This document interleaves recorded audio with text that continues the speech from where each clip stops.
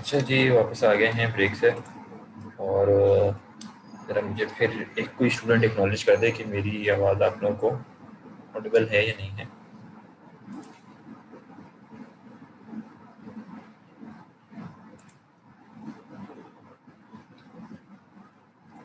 जी।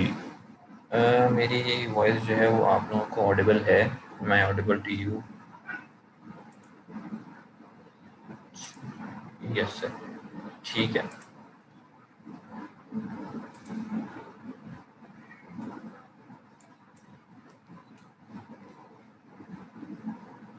एक minute wait करिएगा।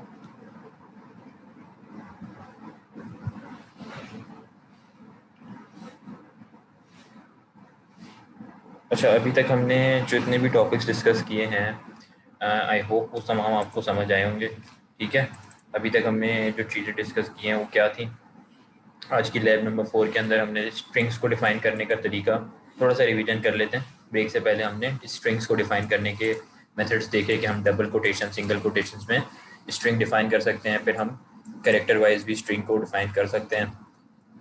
Multi line string किस तरह डिफ़ाइन किया जाता है ये भी हमने डिस्कस किया था। फिर हमने देखा कि हम वर्ड और एस वर्ड को किस तरीके से इनिशियलाइज करा सकते हैं, इनिशियलाइज किस तरह रख सकते हैं। स्मॉलेस्ट अनसाइंड वैल्यू क्या होती है, स्मॉलेस्ट साइंड वैल्यू क्या होती है, लार्जेस्ट अनसाइंड वैल्यू क्या होती है। ठीक है। साइंड अनसाइंड में क्या फ़र्क होता है उसके हमने एग्जांपल्स रन करके देखी। एक ऐसा प्रोग्राम रन किया कि जिसमें अनसाइंड वैल्यू को इनिशियलाइज किया जा रहा है। ठीक है। एक ऐसा प्रोग्राम रन किया जहाँ पर सोर्स और ऑपरेंड का साइज डिफरेंट था, तो हमने मूव जेड एक्स का इस्तेमाल किया। ठीक है। इसी तरह हमने मूव एस एक्स का इस्तेमाल तब किया जब साइजेस भी डिफरेंट थे और साइंड वैल्यू भी आ रही थी हमारे पास। यानी एस वर्ड था 32 बिट और ई एक्स जो है एस वर्ड जो है वो 16 बिट साइंड है और ई एक्स जो है वो 32 बिट है, तो साइज डिफरेंस था। फिर भी हमने किस तरह move S x move signed extension के थ्रू देखा। उसके बाद फिर हमने कंडीशंस देखी कि कंडीशनल स्टेटमेंट्स किस तरीके से असेंबली लैंग्वेज में की जाती हैं। जंप इंस्ट्रक्शन अनकंडीशनल जंप के लिए होता है, यानी कि आप कोई कंडीशन नहीं है, आप सिर्फ जंप करवाना चाह रहे हैं किसी लेबल के ऊपर। ठीक है। और कंडीशनल जंप में क्या होता है, आप लेबल क्रिएट करते हैं और उस पर जंप करवाते हैं, लेकिन किसी न किसी कंडीशन के थ्रू होता है। और कंडीशन आइदर होगी less than, equals, greater than, equals. ठीक है। तो ये तमाम कंडीशंस के ऊपर की बेसिस पे होता है। और चेक कैसे होता है सोर्स और ऑपरेंड के बीच में कि ये आइदर ग्रेटर है, लेस देन है, इक्वल्स है, लेस देन इक्वल्स है, ग्रेटर देन इक्वल्स है। ठीक है। तो ये तमाम चीज़ें चेक होती है कंपेयर CMP के इंस्ट्रक्शन से। ये हमने अभी लैब ब्रेक से पहले तमाम चीज़ें डिस्कस की थी। अच्छा, इसमें कंपेयर के अंदर मेरे ख्याल से किसी स्टूडेंट का सवाल आ रहा था कि किस तरह होता है ये परफॉर्म। कंपेयर जो है वो सोर्स में से डेस्टिनेशन को कंपेयर करता है या डेस्टिनेशन में से सोर्स। तो हमेशा ये होता है कि अगर आपने कंपेयर इंस्ट्रक्शन परफॉर्म कर लिया, ठीक है, यही क्वेश्चन था ना, किसका था, किसी स्टूडेंट ने। अच्छा, खैर मैं बता देता हूँ। जब भी आप कंपेयर इंस्ट्रक्शन परफॉर्म करेंगे तो जैसे आपने यहाँ पर move E X comma 6 move E B X comma 7 दिया है और कंपेयर किया E X comma E B X, तो हमेशा ये होगा कि अगर आपने यहाँ पर कंडीशन लगाई है जंप लेस देन, तो लेस देन ये किस तरह करेगा कि ये चेक करेगा कि either E X is less than E B X. सही है। अगर आपने इक्वल्स लगाया तो ये चेक करेगा कि क्या ई ए एक्स ई बी एक्स के बराबर है। ग्रेटर की लगाई है तो क्या ई ए एक्स ई बी एक्स से ग्रेटर है, ये स्मॉल है और ये ग्रेटर है। जंप ग्रेटर की ये चेक करेगी। अब जैसे यहाँ पर जंप लेस देन की इसकी मैं आप लोगों को वेरिफिकेशन दे देता हूँ किस तरह हो रहा है। अगर आप यहाँ पर देखें कि लेस देन, वैसे हमारे पास लेस देन क्या है, 6 लेस देन है और 7 ग्रेटर है। सही है। तो हमने यहाँ पर कंडीशन लगाई कि इनको कंपेयर करो, दोनों को ई एक्स को ई बी एक्स को। तो अब इसको क्या करना चाहिए, ये चेक करेगा कि क्या ई एक्स लेस देन है ई बी एक्स से। हाँ बिल्कुल ऐसा ही है। तो जब लेस देन हो तो यहाँ पर क्या है कि जंप कर जाओ अगर लेस देन है लेवल 1 पे। और लेवल 1 क्या कह रहा है कि मूव कर दो ई एक्स में 20 और उसको शो करा दो। और अगर तो ग्रेटर होता तो फिर ये जंप वाली कंडीशन ये फॉल्स हो जाती और ये दो लाइन रन हो जाती। सही है। और इसमें क्या हो रहा था, मूव ई एक्स कॉमा 10 और कॉल राइट डेसिमल। तो अब हमारे पास आउटपुट 20 आएगा क्योंकि ये ई एक्स लेस देन है ई बी एक्स से। हम रन करके भी देख लेते हैं। ये देखें, आउटपुट में हमारे पास 20 आ गया। ये चीज़ याद रखें कि इक्वल्स हो, लेस देन हो, ग्रेटर हो, वो ये इसकी बेसिस पे चेक होगा कि क्या ये ग्रेटर है या ये लेस देन है जो आपका डेस्टिनेशन है। ये सोर्स होती है और डेस्टिनेशन होती है। डेस्टिनेशन की बेसिस पे हमेशा चेक हो रहा होता है, ठीक है। कंडीशनल स्टेटमेंट्स की कंडीशन ट्रू या फॉल्स हो रही होती है, सही है। अब बाकी ये तमाम आपको डिफ़ाइन किए हुए हैं। मल्टीपल इंस्ट्रक्शंस हैं, ये डिफरेंट पर्पसेस के लिए इस्तेमाल होते हैं। ये जब भी यूज़ हो रहे होंगे हम इसमें, जो अभी मोस्ट कॉमन थे, jump equals, jump not equals, greater than equals, less than equals, ये तमाम आप अपने प्रोग्राम्स में रन करके देखें। ये अभी हमने 2-3 इसमें से ट्राई करके देखे भी हैं। बाकी जितने हैं वो भी आप लोग यूज़ करके देखें कि इसकी क्या इम्प्लीमेंटेशन है। और बाकी आगे हमारी जितनी लैब्स हैं उसमें तमाम कंडीशनल और अनकंडीशनल जंप्स यूज़ हो रहे होंगे, तो हम बार बार पीछे जाके ये तमाम को डिस्कस करते रहेंगे, ठीक है। तो आई होप कि आप लोगों को एक कॉन्सेप्ट समझ आ गया होगा कि अनकंडीशनल जंप किस तरह यूज़ होता है और कंडीशनल जंप किस तरह यूज़ होता है। इसमें किसी को कोई क्वेश्चन या क्यूरी है तो अभी ही पूछ सकते हैं। नो सर, ठीक है, सही है। बस आपने कंडीशनल और अनकंडीशनल में याद रखना है कि कंडीशनल जंप में सिर्फ जंप का इंस्ट्रक्शन परफॉर्म होता है, ठीक है। जवेरिया भी कह रही हैं नो, यमुना कह रही हैं यस, क्लियर है, ठीक है। और अनकंडीशनल में आपने हमेशा कंपेयर लाजमी करना होता है, और कंपेयर सीएमपी इंस्ट्रक्शन के थ्रू होता है। और कंपेयर के बाद आपने कंडीशनल जो भी स्टेटमेंट है, जे ई या जे एल या जे एल ई, ये तमाम परफॉर्म करनी होती है, ठीक है। अच्छा, ये एग्जांपल भी हमने रन कर लिया अनकंडीशनल की। अच्छा, इसके बाद आते हैं हम लूप्स के ऊपर, कि लूप को किस तरीके से आप इम्प्लीमेंट करते हैं, तो उसको हम डिस्कस करेंगे। और एक एग्जांपल भी है, उसको हम रन करके देखेंगे क्या लूप किस तरीके से परफॉर्म हो रहा है, ठीक है। तो यहाँ पर आपको मैनुअल में क्या कहा गया है कि the processor instruction set however includes a group of loop instructions for implementing iterations, या मल्टीपल आपने iterations परफॉर्म करानी है किसी टास्क में। जैसे आप लोग सी प्लस प्लस में भी कराते थे, कोई आपने एक ही टास्क मल्टीपल टाइम्स कराना है तो आप उसको 10 दफ़ा तो नहीं लिखेंगे, उसके लिए आप एक लूप क्रिएट कर देंगे। लूप के अंदर आपने हमेशा कंडीशन देनी होती है। ऐसे ही था सी शार्प में भी, सी प्लस प्लस में भी, कि जब सी प्लस प्लस में आप लोग पढ़ते हैं तो वहाँ पर क्या होता है कि आप लूप क्रिएट करते हैं। सपोज फॉर लूप है, तो उसमें आपने कहा for I equals to 0, I is less than 10 I plus plus. तो जब तक आई 0 से स्टार्ट होगा, जब तक आई इज़ लेस देन 10 है, तब तक आई प्लस प्लस होता रहेगा, ठीक है। और हर दफ़ा आपकी जो भी सेट ऑफ इंस्ट्रक्शंस लूप के अंदर हैं वो परफॉर्म होंगे, और 10 दफ़ा परफॉर्म हो जाएंगे। तो आपने लूप के अंदर स्टार्टिंग स्टेट देनी होती है और एंडिंग स्टेट देनी होती है, और आपने इंक्रीमेंट का ऑपरेशन परफॉर्म करना होता है, ठीक है। तो यहाँ पर भी इसी तरह है, थोड़ा सा यहाँ पर डिफरेंट है। यहाँ पे आपने क्या करना होता है, the basic loop instruction has following syntax, ये सिंटेक्स है। आपने लूप और लेबल, ये आप हमेशा लेबल का इस्तेमाल करते हुए यहाँ पर लूप को इम्प्लीमेंट करोगे। जैसे ये लेबल है, तो अभी हम इसको क्या कह रहे थे, सिर्फ लेबल को कॉल कर रहे थे, ठीक है। किस तरह कॉल कर रहे थे, ये जंप के स्टेटमेंट के थ्रू। अब आप लूप के थ्रू ये लेबल को कॉल कर रहे होंगे, ठीक है। और लूप के अंदर मल्टीपल आइट्रेशन होंगी। आप आइट्रेशन लेबल के अंदर तो आपने जंप की कंडीशन दे रहे हैं या अनकंडीशनल जंप लगा रहे हैं, ठीक है। लेकिन यहाँ पर आप कोई ना कोई उसका साइज डिफाइन कर सकते हैं, सही है। लूप का साइज यानी कि 10 टाइम्स आपने चलाना है, 20 टाइम्स, तो आप वो साइज दे सकते हैं। तो ये किस तरह परफॉर्म होगा, अभी हम इसको देखते हैं। यहाँ पर आपके पास थोड़ा सा इसका हम ये देख लेते हैं थ्योरी की क्या लिखी है, उसके बाद हम इसको प्रैक्टिकली करते हैं कि where level is the target level that identifies the target instructions as in the jump instruction, ठीक है। The loop instruction assumes that the ECX register, अब ECX रजिस्टर की बात आएगी। आप लोगों को याद होगा हमने लैब नंबर 1 या 2 के अंदर ये चीज़ डिस्कस की थी कि ECX रजिस्टर, CX रजिस्टर, ये तमाम कौन से होते हैं, ये काउंटर रजिस्टर होते हैं। याद आ रहा है आप लोगों को, ECX, CX, CH, ये क्या होता है, काउंटर। और ये मैंने आप लोगों को बताया था कि क्या होता है ये, CX register store the loop count in iterative. ये उस वक्त बताया था कि ECX जो है वो मोस्टली आपके पास एज अ काउंटर काम करता है, ठीक है। और काउंटर यानी कि लूप की इंस्ट्रक्शन के अंदर यूज़ हो रहा होता है। और इसका एक ऐसा नहीं है कि सिर्फ आप इसको यूज़ इस तरह करते हैं, आपने लूप के लिए ये बनाया या आपने सिर्फ इनके नेम कोई इस तरह नहीं है, इसके अंदर इसका एक फंक्शन है कि ऑटोमेटिक ECX, जब आप लूप के साथ ECX को यूज़ करेंगे तो ये ऑटोमेटिकली काम करेगा। ये किस तरह होगा अभी हम देखते हैं। अच्छा, यहाँ पर क्या कहा है, the loop instruction assumes that the ECX register contains the loop count. यानी जब भी आप लूप क्रिएट करेंगे तो उसका कोई साइज होगा, यानी कि लूप कितनी दफ़ा चलाना है आपने, ये उसका साइज होगा, 20 टाइम्स चलाना है, तो आप ECX की वैल्यू क्या रख देंगे, 20। सही है। जैसे अब आप फॉर लूप क्रिएट करते हैं तो कहते हैं for I equals to 0 I is less than 10, यानी कि जब आई इज लेस देन 10 हो जब तक तब तक ये काम करो। तो कितनी लेंथ हो गई, 10। ठीक है, तो आपने ECX का काउंट कितना रख देना है, ECX इक्वल्स टू 10 होना चाहिए, यानी कि मूव ECX कॉमा 10। ECX में आपने क्या वैल्यू स्टोर करा दी है, 10।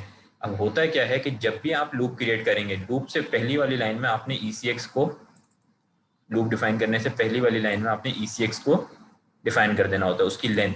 ठीक है, लूप की।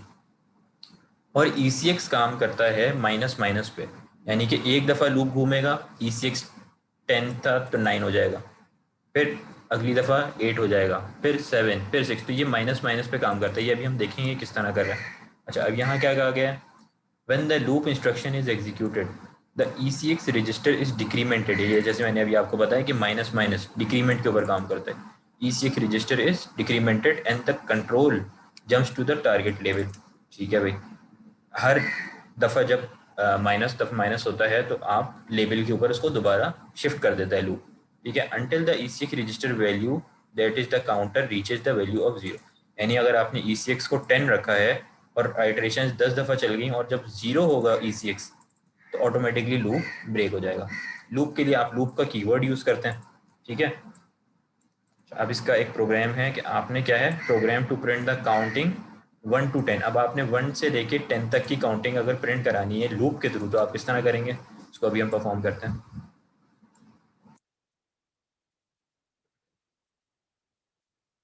अच्छा, मैं पहले कह देता हूँ, क्योंकि मुझे ज़ीरो से स्टार्ट करना है, तो यानी 1 से स्टार्ट करना है, तो मैं पहले कह देता हूँ यहाँ पर मूव EAX कॉमा 0। ठीक है, मूव ECX कॉमा 10। अच्छा, अब ये देखें, ये मैं ज़ीरो क्या बता रहा है कि 0 से स्टार्ट होगा, यानी कि अब मुझे जो काउंटिंग प्रिंट करानी है वो 1 से 10 है। पहली दफ़ा में मैं इंक्रीमेंट करके फिर प्रिंट कराऊंगा, तो इसलिए मैंने इसको 0 ले लिया। ठीक है, यानी 0 से पहली दफ़ा इंक्रीमेंट होगा तो 1 होगा और 1 आउटपुट में आ जाएगा। और मैक्सिमम काउंट क्या रखना है, 10, तो मैं ECX की वैल्यू रखूँगा 10। ठीक है, अब इसको देखते हैं क्या हो रहा है। अब मैं एक लेबल क्रिएट कर देता हूँ, लेबल 1। ठीक है, के नाम से, और मैं यहाँ पर कहता हूँ इंक्रीमेंट EAX, यानी EAX में 0 था, इसमें इंक्रीमेंट कर दो। इंक्रीमेंट क्या कर रहा था, हमने लास्ट टाइम डिस्कस किया, +1 का काम करता है इंक्रीमेंट। यानी EAX में अगर 10 रखा होगा तो इस ये चलने के बाद 11 हो जाएगा, दोबारा चलेगा तो 12 हो जाएगा, +1 होता रहेगा हर दफ़ा। ठीक है, तो 1 अगर 0 रखा है तो 1 हो जाएगा ऑटोमेटिकली। तो इंक्रीमेंट हमेशा 1 करता है। डिक्रीमेंट इसी तरह अगर आप DEC डिक्रीमेंट करते हैं तो अगर इसमें 10 रखा है तो 9 हो जाएगा, फिर 8 हो जाएगा।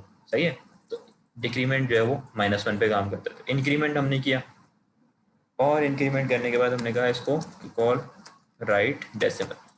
ठीक है, यानी कि 0 था EAX में, इंक्रीमेंट किया 1 हो गया और उसको आपने शो करवा दिया। अब ये लूप के थ्रू करना है क्योंकि मल्टीपल टाइम्स करवाना है, तो हमने कहा कि यहाँ पर लाइन भी ब्रेक कर देते हैं, कॉल CRLF। और CRLF के बाद हम कहते हैं, क्योंकि लाइन ब्रेक हो गई, अब हमने कहा लूप लेवल 1। ठीक है, ये लूप का कीवर्ड इस्तेमाल किया कि लूप लूप करके कहाँ पर जाओ, लेवल 1 पे, तो ये लेवल 1 पे चला जाएगा। ये लेवल का L कैपिटल है, सॉरी। ठीक है, हाँ, +2 करना हो तो आप ये कर दें, 2 दफ़ा इंक्रीमेंट कर दें, इंक्रीमेंट EAX। 3 दफ़ा इंक्रीमेंट कराना हो तो आप 3 टाइम इंक्रीमेंट कर दें। ठीक है, इंक्रीमेंट बेसिकली +1 पे काम कर रहा होता है। वैसे आपने +2 करना हो तो आप ऐड करके भी कर सकते हैं, कि ऐड कर दें उसमें +2। वैसे इंक्रीमेंट कर रहे हैं तो 2 दफ़ा इंक्रीमेंट कर दें। ठीक है, अच्छा, ये आपने कहा loop level 1। Okay, loop level 1 और उसके बाद एग्जिट। ठीक है, तो अब बेसिकली यही हमारा प्रोग्राम है टोटल, जो हमारे पास 1 से लेकर 10 तक काउंटिंग करेगा। कैसे? अगर हम इसको ड्राई रन करके देखें तो लेबल 1 इंक्रीमेंट ई एक्स, यानी कि ई एक्स के अंदर इंक्रीमेंट हो, ई एक्स 0 था, अब 1 हो गया, 1 हुआ, एक दफ़ा 1 प्रिंट हो गया कॉल राइट डेसिमल से, एक दफ़ा लाइन ब्रेक हो गई। और फिर क्या हुआ, लूप, लूप जैसे आपको पता है क्या करता है कि लूप वापस से आपको यानी जंप वाला ही इंस्ट्रक्शन परफॉर्म करता है। बस ये तब इस्तेमाल करते हैं कि जब आपके पास कोई ना कोई काउंट परफॉर्म हो। ये जब भी आप लूप यूज़ करेंगे तो ये ऑटोमेटिकली समझ जाएगा कि भाई ये ई सी एक्स का काम हो रहा है। अच्छा, अब ई सी एक्स पहले था 10, अब एक दफ़ा जब लूप चलेगा तो ये 10 से ऑटोमेटिकली 9 हो जाएगा, और हमारा कर्सर यहाँ चला जाएगा लेवल 1 पे, क्योंकि लूप लेवल 1 पे जाना है। ये 9 हो गया। ठीक है, 9 हुआ, फिर इसने इंक्रीमेंट किया, 1 था तो 1 से 2 हुआ, 2 प्रिंट हुआ। फिर लूप, जैसे ही लूप कॉल हुआ तो इसने ई सी एक्स में -1 कर दिया, 9 से 8 हो गया। फिर इसने एक 3 प्रिंट किया इंक्रीमेंट करके, फिर 4 किया तो वो 7 हो गया, फिर 5 किया तो वो इस तरीके से चलता जाएगा। जैसे ही हमारे पास 10 प्रिंट होगा तब तक, जब ई एक्स 10 हो जाएगा तब तक ई सी एक्स क्या हो जाएगा, 0। और जैसे ही ई सी एक्स लास्ट आइट्रेशन पे 0 होगा, जैसे ही ये लूप कॉल होगा और ये ई सी एक्स को चेक करेगा कि -1, और ये 1 से -1 हुआ और उसने कहा कि ये 0 हो गया, तो ये लूप ब्रेक हो जाएगा। अब हम इसको रन करके पहले देख लेते हैं कि ये वर्क कर रहा है या नहीं, 1 से 10 तक काउंटिंग प्रिंट कर रहा है या नहीं। ये देखिए, इसने हमें 1 से लेकर 10 तक काउंटिंग प्रिंट करवा दी। अब इसमें किसी को कोई इशू या कोई चीज़ समझ ना आई हो, ये किस तरीके से लूप चल रहा है या किस तरह से काम हो रहा है, तो वो पूछ सकता है।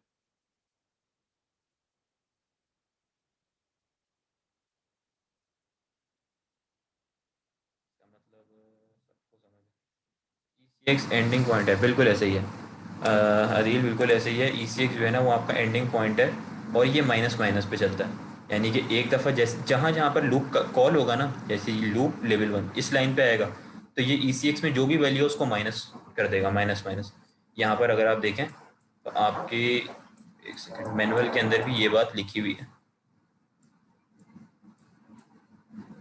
एक सेकंड, ये देखें कि भाई यहाँ पर क्या हो रहा है, the E C X register decremented and the control jumps to, यानी कि ये हमेशा हर आइट्रेशन पे डिक्रीमेंट होता है, माइनस माइनस पे चलता है, और जैसे ही ये 0 पे रीच करेगा एक लूप ब्रेक हो जाएगा। ठीक है, यानी आपने 10 रखा, एक दफ़ा ये सारी इंस्ट्रक्शन चली, जैसे ही लूप कॉल हुआ और लेवल के ऊपर ये वापस आया, जैसे ही लूप कॉल हुआ तो इसने 10 को 9 कर दिया, फिर 9 को 8 कर दिया, फिर 7, फिर 6, जैसे ही ये 0 हुआ तो फिर ये लूप ब्रेक हो गया और ये एग्जिट हो गया आपका प्रोग्राम। ठीक है।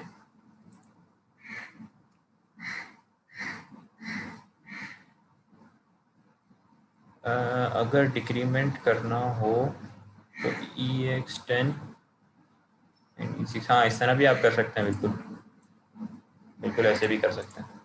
सही है। तो अभी अच्छा, अब हमने एक चीज़ परफॉर्म की कि जिसमें हमने इसको 0 रखा, इसको 10 रखा, और हमारे पास 1 से लेकर 10 तक काउंटिंग आ गई।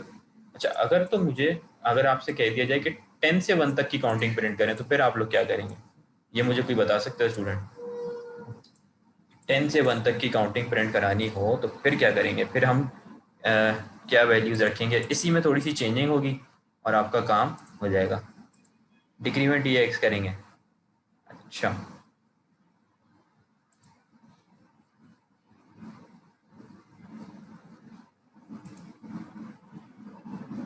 अच्छा जी, अदील कह रहे हैं डिक्रीमेंट करेंगे ई एक्स। अच्छा, चलें, दो ये अदील भी एक चीज़ कह रहे हैं और दावर भी कह रहे हैं, हम दोनों की चीज़ जो भी ये कह रहे हैं इसको परफॉर्म करके भी देख लेते हैं। अच्छा, अगर डिक्रीमेंट करना हो तो ई एक्स को 10, ई सी एक्स को 0। अच्छा, आप कह रहे हैं कि हम ई एक्स को 10 कर दें और ई सी एक्स को 0 कर दें। अच्छा, और फिर क्या करें भाई? ई एक्स को डिक्रीमेंट भी कर दें। अच्छा, ई एक्स 10, ई सी एक्स 0। अच्छा,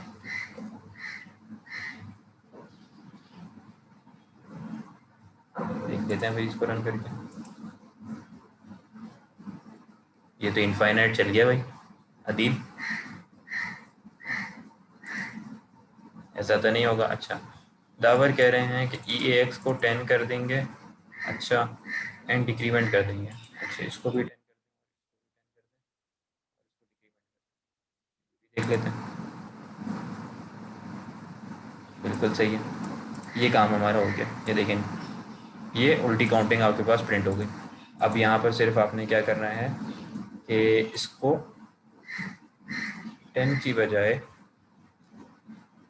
आपने रखना है 11। ठीक है, हाँ बिल्कुल सही। चलें, कम से कम अदील ने भी और दावर ने भी कुछ ना कुछ दिमाग का इस्तेमाल किया। बाकी सब जो है वो मुझे लग रहा है सो रहे हैं। अच्छा, हाँ आपका हो गया। तो यही आपका एक टास्क भी आज की लैब का है जो आपने नहीं सो नहीं रहे। ठीक है, हो सकता है थोड़ा सा टाइम लग गया हो, कोई मसला नहीं है, कोई मसला नहीं है। बस ये है कि आपने थोड़ा सा जो है ना उसी वक्त फौरी दिमाग चलाना होता है कि क्या परफॉर्म हो रहा होगा, क्योंकि जब लैब टास्क आएगा आपका या कोई जब आपका क्या कहते हैं, देखें, डिक्रीमेंट आप भले चला दें लेकिन ये ई सी एक्स हमेशा आप 10 ही रखे रहोगे, क्योंकि आपने कितनी दफ़ा चलाना है ये तो आपने यहाँ पर बताना है ना कि कितनी दफ़ा चलाना है लूप। ठीक है, अब उसमें प्रिंट क्या कराना है उसमें आप चेंजिंग कर सकते हैं कि भाई इंक्रीमेंट हो रहा था तो आप डिक्रीमेंट पे लगा दें और उसकी मैक्सिमम 0 की बजाय 11 रख दें या 10 रख दें, तो वो पीछे की तरफ काउंटिंग प्रिंट हो जाएगी। हाँ, अब क्लियर हुआ है ई सी एक्स। ठीक है, हाँ थोड़ी सी आपकी मिस्टेक थी, बाकी तो आपका भी लॉजिक सही थी। सर इसको ई एक्स को 11 क्यों किया? अच्छा, ई एक्स को 11 इसलिए किया क्योंकि ई एक्स के अंदर जो वैल्यू है वही तो हम प्रिंट करा रहे हैं। ई एक्स पहले 11 होगा और जब एक दफ़ा डिक्रीमेंट चलेगा, डिक्रीमेंट ई एक्स, तो अब 11 से क्या हो गया 10। जब 10 हुआ तो वो 10 यहाँ पर राइट डेसिमल के थ्रू प्रिंट हो गया आउटपुट में। ये देखें, ये हमें 10 से 0 तक 10 से 1 तक प्रिंट करानी थी ना। ठीक है, और ये 10 ई सी एक्स में जो था, ये जब लूप कॉल हुआ तो ये 10 से 9 हो गया, यानी कि एक आइट्रेशन परफॉर्म हो गई। फिर सेकंड टाइम क्या हुआ डिक्रीमेंट के लिए, अब ये 11 से 10 हो चुका है, अगली दफ़ा चलेगा तो 10 से 9 और 9 प्रिंट करा दिया। फिर अगली दफ़ा 8 तो 8 प्रिंट करा दिया, फिर 7, इस तरह करते करते 1। जब तक ये 1 पे पहुंचेगा तब तक ये जो ई सी एक्स का भी 10 है ये 0 पे पहुंच चुका होगा, क्योंकि 10 दफ़ा 10 आइट्रेशंस परफॉर्म हो गई हैं। सही है, इसको अगर जिसको नहीं भी समझ आया हो तो वो यही छोटा सा कोड है, इसको ड्राई रन करके देखें, कॉपी पेंसिल लेके भले ड्राई रन करके देख ले कि भाई अब इस साइट्रेशन पे ये चीज़ आ रही है, इस साइट्रेशन पे ये, इस रजिस्टर की वैल्यू ये हो गई, इसकी ये हो गई, इसकी ये हो गई, इसकी ये हो गई, फिर ये लूप चला तो इस साइट्रेशन पे हो, तो आपको आखिर में समझ आ जाएगा कि ये परफॉर्म क्या हो रहा है। ठीक है, अच्छा, ये हो गया आपका 1 से 10 तक काउंटिंग हमने कर दी और 10 से 1 तक वाली भी लॉजिक समझ आपको आ गई। इसके बाद आ जाता है आपका लैब टास्क। इसमें 4 लैब टास्क हैं। ठीक है, पहला क्या कह रहा है कि भाई create a while loop using conditional jump condition and loop instruction are given below. एक आपको सी शार्प के अंदर एक छोटा सा कोड दे दिया है, बोला है कि आप इसका सी शार्प के अंदर भी कह सकते हैं, इसको एक आपको समझ लें एक एल्गो दे दिया है, एल्गोरिथम। इसको आपने क्या करना है, कन्वर्ट करना है असेंबली के अंदर, और इस क्या यूज़ करते हुए, लूप का इस्तेमाल करते हुए, कंडीशनल जंप या किसी भी आप कंडीशन का इस्तेमाल कर सकते हैं। होना क्या चाहिए, यहाँ पर एक वेरिएबल आपने लिया, उसमें वैल्यू है 10, दूसरा वेरिएबल लिया 20, तब तक आपका आउटपुट इंक्रीमेंट होता जाए जब तक कि वैल्यू 1 वैल्यू 2 के बराबर नहीं हो जाती। ठीक है, तब तक क्या होता रहे, वैल्यू 1 में प्लस प्लस होता रहे, और इसकी प्लस प्लस होने के बाद हर इसके बाद राइट भी होता रहे, वैल्यू 1 राइट भी होती रहे। ठीक है, और तब तक इंक्रीमेंट भी होता रहे, और जैसे ही ये इंक्रीमेंट हो जाए यानी कि कंप्लीट हो जाए तो आपका ये लूप ब्रेक हो जाए। अब आपको पता है कि किस तरीके से ये आप चाह रहे हैं कि भाई मैं लूप के थ्रू इसको इम्प्लीमेंट करूं, लूप के थ्रू कर लें। आप चाह रहे हैं कि मैं कंडीशनल जंप लगा लूं इसमें, या हाँ कंडीशनल जंप लगा लूं भाई मैं लेस देन इक्वल्स वाली या नॉट इक्वल्स वाली या इक्वल्स वाली। ठीक है, जंप इक्वल्स की, तो वो आप लगाना चाह रहे हैं वो कर लें, उसमें उसके साथ इंक्रीमेंट लगा दें। तो ये अब आपके ऊपर है तकरीबन मैंने आपको हिंट दे ही दिए हैं, मेरी जो जिस तरह मैंने एक्सप्लेन किया उसमें ज़्यादातर हिंट दे दिए कि ये किस तरह परफॉर्म हो रहा होगा। ठीक है, तो ये टास्क 1 आपने क्रिएट करना है। अच्छा, सेकंड क्या है, the following program displays the largest of three numbers, the variables are double digit variables, the three variables number 1, number 2 and number 3 have values 47, 22 and 31। ठीक है, अब आपने 3 नंबर लेने हैं। ठीक है, डबल डिजिट मतलब कि ये डी वर्ड होंगे। ठीक है, डी वर्ड टाइप का आपका होगा। 3 वेरिएबल्स, नंबर 1, नंबर 2 और नंबर 3, उसमें स्टोर क्या वैल्यूज़ होंगी, 47, 22 और 31। ठीक है, अब ऐसा प्रोग्राम लिखना है। अब वो आप भले कंडीशन ये आपने तीनों को आपस में कंपेयर कराना है एक तरीके से। ठीक है, और कंपेयर करा के ये चेक करना है कि भाई इसमें से लार्जेस्ट कौन सी है। ठीक है, तो अब आप मेरे ख्याल से उसको अनकंडीशनल जंप के थ्रू ये वाला परफॉर्म करा सकते हैं, या जिस जिस तरह भी आप चाहें वो आप करवा सकते हैं। ठीक है, लार्जेस्ट चेक करने के लिए। अच्छा, थर्ड क्या है, write a program in assembly language to print the reverse counting from 20 to 1। बिल्कुल सही। अभी जैसे 1 से 10 तक की है। ठीक है, और उसी तरह हमने इसको 10 से 1 तक भी कर ली, यानी कि इसकी रिवर्स काउंटिंग भी कर ली। तो यही कोड आपने करना है। बस ये 10 से 1 तक थी, आपने 20 से 1 तक करनी है। तो ये टास्क तो आपका बआसानी समझ लें हो ही गया। थोड़ी सी आपने बस उसमें चेंजिंग करनी है। Write a program in assembly language to print the counting from 1 to 5, यानी कि 1 2 3 4 5 होनी चाहिए, लेकिन उसमें 3 नहीं होना चाहिए। ठीक है, अब आपने लूप का इस्तेमाल करते हुए और कंडीशनल जंप का या जिसका भी आप इस्तेमाल करें, ऐसी इस तरीके से आपने लूप एक काउंट प्रिंट कराना है कि 1 2 3 4 5, जो काउंटिंग है 1 to 5 हो, लेकिन उसमें 3 ना हो।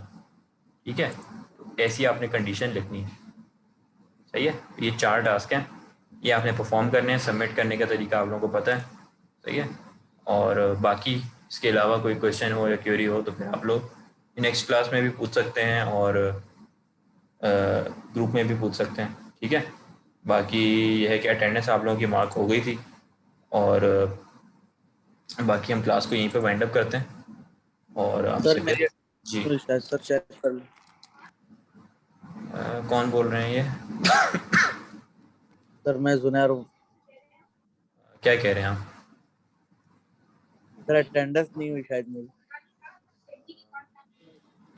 अटेंडेंस नहीं हुई सर आपकी? मेरी तो आप नहीं। कहाँ फर्स्ट सेशन में कहाँ थे? सर मैं था सर, नेट इशू आ रहा था, आप जब अटेंडेंस ले रहे थे बार बार डीसी हो रहा था नेट। सर लाइट नहीं थी आप मेरी। नोट्स चेक कर सकते हैं सर। चलें ठीक है, सही है।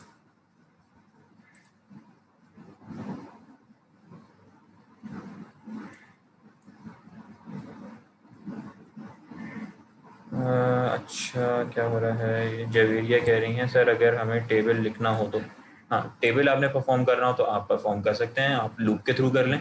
और लूप के अंदर आप चाहें तो इंक्रीमेंट का स्टेटमेंट लगा दें भाई, तो आपके पास जितनी दफ़ा भी इंक्रीमेंट हो रहा है। ठीक है, आप लूप भी इस्तेमाल कर सकते हैं। मेरे ख्याल से लूप के थ्रू ही ये टेबल परफॉर्म हो जाएगा। ठीक है, और सर क्वेश्चन 1 रिपीट करते हैं टास्क का। अच्छा, क्वेश्चन 1 आपको ये कह रहा है आपने एक लूप वाइल लूप क्रिएट करना है। ये वाइल लूप गिवन भी है।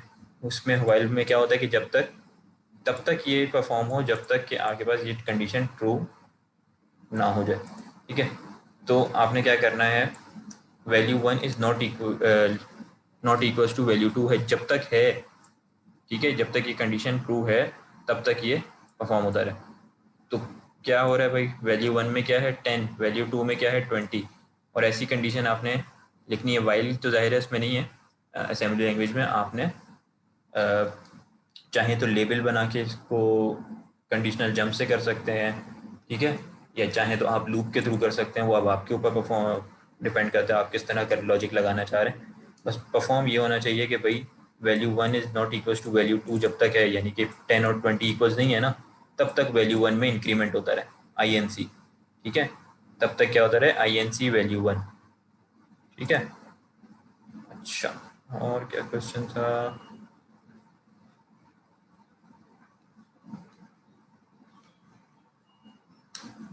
ठीक है, ठीक है, बाकी आज की लैब को हम यहीं पे वाइंड अप करते हैं, और फिर हम नेक्स्ट लैब में आपसे मिलते हैं। ठीक है, अल्लाह हाफिज़।